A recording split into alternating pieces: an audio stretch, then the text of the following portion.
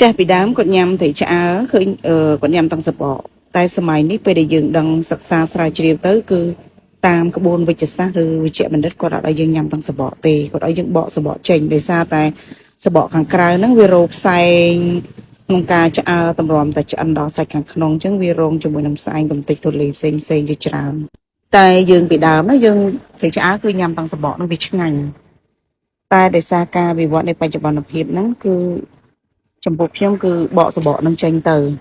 នៅក្នុងរូបភាពនេះគឺតាំងនៅលើមាត់ផ្លូវដោយសារអ្នកខ្លះគាត់ជិះឲ្យគាត់កលេចឃើញដោយសារខ្ញុំទៅដាក់លក់ហើយក្នុង1គីឡនេះចំណូលវា2ខាំជាម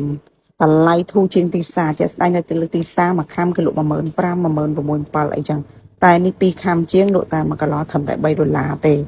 ហើយជាប្រភេទត្រីឆ្អើដែលខ្ញុំបកសម្បកចេញគឺទុកសាច់ទុកអីនៅក្នុងនឹងទាំងអស់គឺស៊ីនមកទាំងដល់តែម្ដងហើយគាត់បកមកមានក្លិនប្រហើរក្លិនឈ្ងុយលក្ខណៈត្រីថ្មីវាមិនមែនធំបដោះឬក៏មានខ្មោចមានអីធំលក្ខណៈខាខ្លាញ់ចេញពីសបកមានអីទេអត់ទេគឺថ្មីខ្ញុំលើកទឹកចិត្តឲ្យអ្នកទិញដែលគាត់ជួយចិត្តត្រីឆ្អើគាត់ទិញយកទៅទុកទៅព្រោះរដូវកាលត្រីឆ្អើវាមានពេលកំណត់របស់វាមិនអាចមានរហូតនោះទេបើសិនជាមានរហូតវាច្បាស់ជាមានការចម្លែកទៅលើចិត្តអាចដូចជាការដាក់ថ្នាំឬក៏រក្សាទុកឲ្យបានយូរតែនេះអត់ទេរដូវកាលនេះខ្ញុំrecommendឲ្យគាត់ទិញពីខ្ញុំទៅតម្លៃធូរថ្លៃហើយជារបស់ធម្មជាតិពិតប្រាកដអត់អាចនិយាយថាធម្មជាតិតែវាច្បាស់គឺធម្មជាតិពិតប្រាកដហើយតម្លៃវិញគឺក្រោមតម្លៃទីផ្សារតែបញ្ជាក់ណាបងពុកម៉ែបងប្អូនគឺបងជាបងចេញសេវាខាងបងដោយសារនេះគឺខ្ញុំជួយលក់ដល់ជួយបង្កើនការលក់ដល់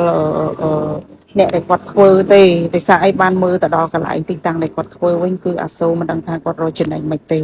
ហើយដាក់នេះគឺខ្ញុំយកមក workshop ហ្នឹងគឺបកដោយខ្លួនឯងដោយផ្ទាល់ដៃខ្លួនឯងហ្នឹងរៀបចំកាត់តរចនាឲ្យគាត់នៅ workshop ផ្ញើឲ្យពុកម៉ែបងប្អូនហ្នឹងថ្លៃទៅលើសម្បក workshop ហ្នឹងក៏គ្មានចំណេញនិយាយរួមលក់យកតែដើមមកវិញទៅឲ្យតែបានដើមទៅបានហើយអ្នកខ្លះថាបើវាមិនដែលរកស៊ីអត់ចំណេញវាមិនមែនអត់ចំណេញវាចំណេញតិចតួចហើយមកចង្កាក់សួរថាចំណេញ500ជឿអត់ជឿ500ហើយការ workshop វិញរុំกระดาษកសែតរុំថងខ្មៅមួយតង់នៅស្កុតនៅការតាក់ទងទៅលើបងអ្នកដឹកឲ្យគាត់ជូនទៅដល់សេវាដល់ទីតាំងលក្ខណៈភ្ញៀវដែលគាត់ករណីគាត់ប្រញាប់អញ្ចឹងចំពោះអ្នកនៅក្នុងបរិយាហ្នឹងបងឃើញវីដេអូបងជួយទិញយកទៅទុកទៅព្រោះអីវាអត់មានគ្រប់រដូវកាលនោះទេត្រីឆ្អើនេះមិនដូចត្រីឆ្អើដែលបងឃើញនឹងភ្នែកនៅលើទីផ្សារយើងឃើញត្រឹមតែភ្នែកយើងស្គាល់ថាវា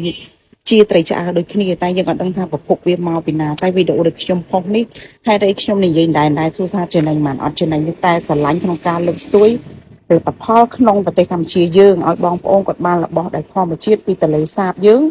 ហើយតម្លៃវិញសមរម្យហ្មងជាពីតម្លៃខ្ញុំនៅសកត់ធ្ងន់លើតម្លៃវិញវាស្មើតម្លៃបោះដុំឲ្យបងតម្លៃ